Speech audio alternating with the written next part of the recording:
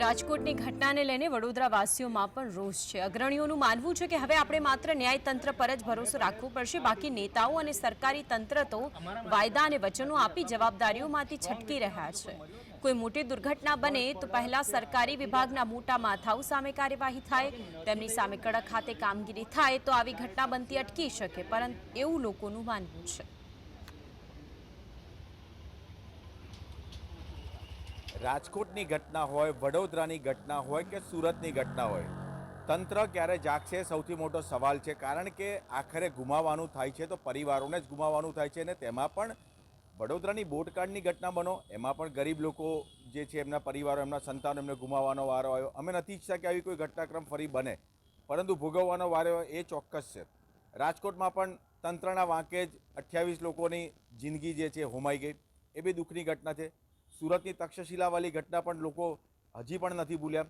ત્યારે આપણી સાથે આઈટીઆઈ એક્ટિવિસ્ટ છે, સાથે સાથે એક્સપર્ટ પણ છે વડોદરાના, અને અગ્રણી પણ છે। તમામ સાથે વાત કરીશું અને એમના મત જાણીશું કે ખરેખર થઈ શું શકે આની અંદર। તેજસભાઈ, જણાવો શું થવું જોઈએ? પ્રશાસનની ઢીલી પકડ છે, ઢીલી નીતિ છે? બિલકુલ રૂપેશભાઈ, આપની ચેનલના માધ્યમથી સર્વપ્રથમ તો રાજકોટમાં જે ઘટના બની એ લોકોને શ્રદ્ધાંજલિ છે અમારા તરફથી।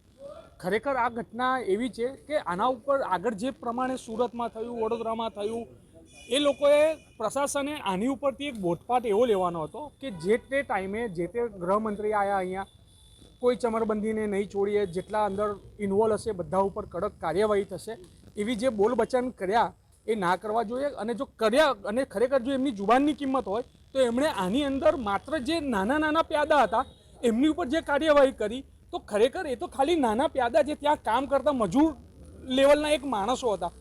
આને જે ખરેખર જો પરમિશન વગર સરકારની આંખની નીચે આ લોકો આટલા મોટા મોટા કામ કરતા હોય તો શું સરકારને ખબર ના હોય કે સરકારના કોઈ અધિકારીઓ એમના મળ્યા ના હોય કે એમને નોલેજમાં ના હોય? એ વાત ગળે ઉતરે એમ નથી। માટે સરકારે ખરેખર જે નાના પ્યાદાને પકડ્યા એની સામે સાથે સાથે એમણે મોટા મગરમચ્છને પણ પકડવા જોઈતા હતા। ચોક્કસ દુર્ઘટનાઓનો ભોગ બને છે, એ લોકોને ન્યાય મળી શકે। ન્યાય માટે હજુ પણ વડોદરા જે બોટકાંડના જે પરિવારજનો છે હજી પણ ન્યાય ઝંખી રહ્યા છે।